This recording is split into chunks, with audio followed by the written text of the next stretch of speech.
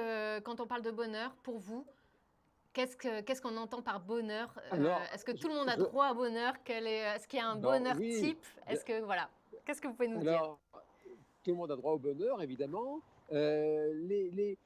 En quelques mots, hein, ce qu'il est vraiment intéressant de retenir, je dirais, sur le bonheur aujourd'hui, c'est que les scientifiques ont réalisé que le bonheur dépend pour une partie assez importante de nous-mêmes en réalité. C'est-à-dire que nous avons tous tendance à penser que le bonheur dépend essentiellement des circonstances extérieures. Il y a, par exemple, typiquement, il y a beaucoup de gens qui s'imaginent qu'ils seraient plus heureux s'ils gagnaient au loto, par exemple. Eh bien, des Oui, scientifiques américains ont fait une étude sur 22 personnes qui toutes avaient gagné à la loterie, ils avaient gagné le gros lot à la loterie, était-il et heureux? ils ont comparé, et ben voilà, et c'est ça qui les intéressait. Ils se sont dit, ben, on va regarder, on va les suivre comme ça pendant un certain temps pour voir comment ça change leur niveau de bonheur. Et ils ont comparé ces 22 personnes à 22 autres personnes qui n'avaient pas gagné à la loterie, qui étaient un groupe contrôle. Eh bien, les chercheurs se sont rendus compte que ces 22 gagnants du gros lot, eh bien, quelques temps après, je dirais passé l'effet d'émerveillement comme ça de gagner le gros lot, eh bien, quelques temps après, ces personnes étaient revenues à leur niveau initial de bonheur. En réalité, ça n'avait rien changé C'est à leur incroyable. bonheur. C'est D'accord. fou, n'est-ce pas? Ouais. Et donc, et donc, si vous voulez, ça leur a mis la puce à l'oreille. Il y a tout un tas de résultats qui vont comme ça dans le même sens et qui ont permis aux psychologues de comprendre que finalement, nous avons des capacités au bonheur. Nous sommes tous plus ou moins doués, justement, ou alors pas doués pour le Oui, c'est bonheur. ça. Et en fait, eh ben oui, Il faut une et en compétence fait, la bonne particulière. nouvelle, c'est une compétence particulière. Et la bonne nouvelle dans l'histoire, Émilie, c'est que nous pouvons en réalité, eh bien, améliorer notre capacité à être heureux. Et aujourd'hui, par exemple, c'est bon à savoir,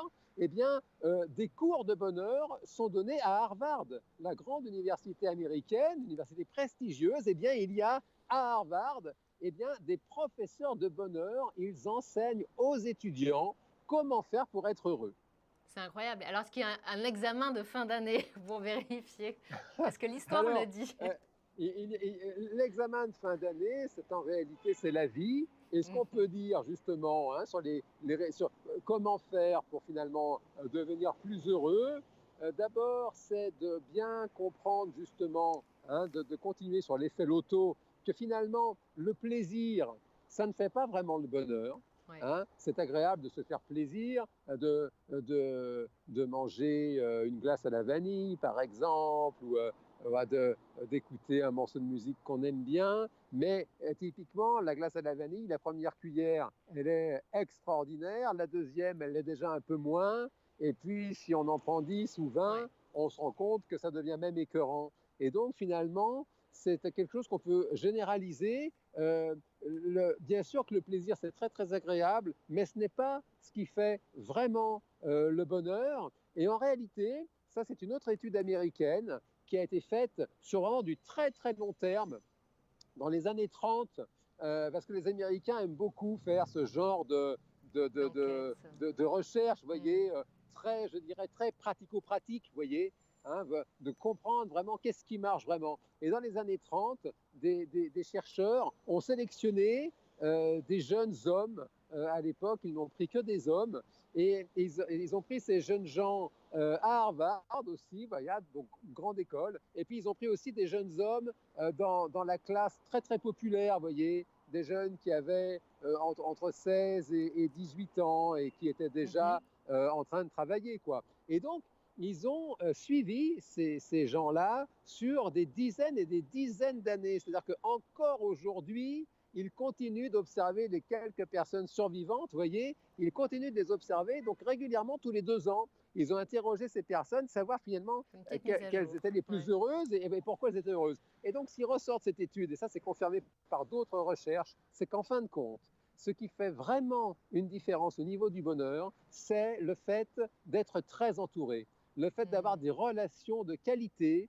C'est vraiment ça qui fait le bonheur. Ce n'est pas de gagner beaucoup d'argent, ce n'est pas de connaître un grand succès dans le sport ou dans les affaires. En revanche, d'avoir des relations de qualité, des personnes sur qui on peut compter. Vraiment, ils insistent, hein, c'est la qualité des relations, c'est pas la quantité hein, qui fait la différence. C'est Bien vraiment le sûr. fait d'avoir des personnes autour de soi sur qui on peut compter, un époux, une épouse évidemment, une famille, et puis des amis comme ça très proches. Ça vraiment, ça rend les gens heureux. C'est, je dirais, le dénominateur commun à toutes ces personnes qui sont plus douées que les autres, je dirais, pour le bonheur, c'est qu'elles sont sociables.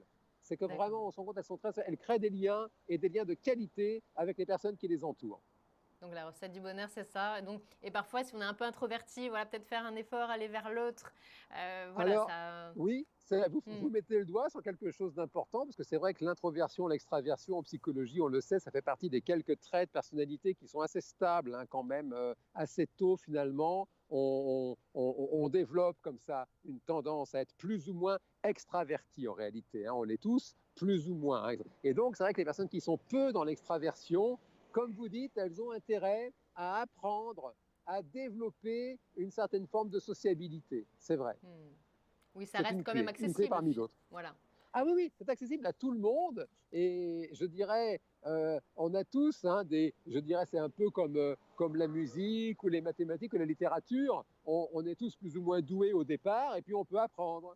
Et quel que soit son niveau de capacité au bonheur au départ, c'est vraiment la bonne nouvelle, c'est qu'on peut progresser, on peut vraiment apprendre à être plus heureux. On a évoqué ce matin le fait de s'entourer avec des relations de qualité. Et puis, il y a Hmm. tout un tas d'autres petits comportements. C'est justement le propos de ces cours qui sont donnés à Harvard, c'est justement de lister tout un tas de petits comportements qui, je dirais, si on les prend isolément, ne changent pas grand-chose en fin de compte. Mais si on les met tous les uns après les autres, ils finissent par créer un vrai changement en profondeur qui vraiment, à l'arrivée, fait que, ma foi, chacun mène une existence plus heureuse.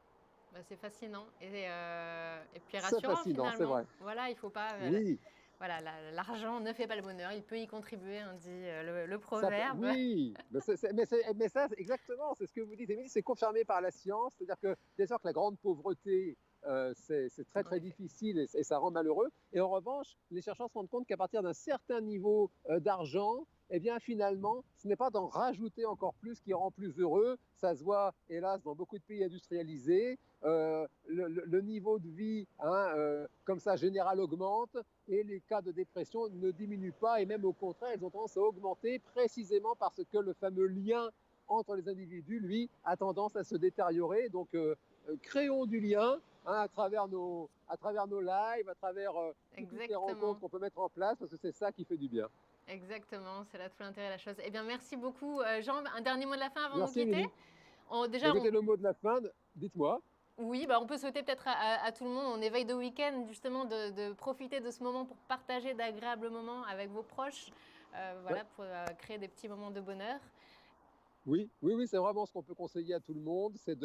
Pour ceux qui ont la chance d'être entourés, c'est de prendre soin justement des personnes qu'ils ont autour d'eux et les personnes, ma foi, qui se sentent seules, eh ben, de se souvenir que ça n'est que momentané. Et voilà, nous sommes 7 milliards et demi sur cette terre. On peut Donc se voilà, rencontrer à le un moment fait donné. de faire le premier pas, voilà, on ne peut pas se louper, c'est pas possible.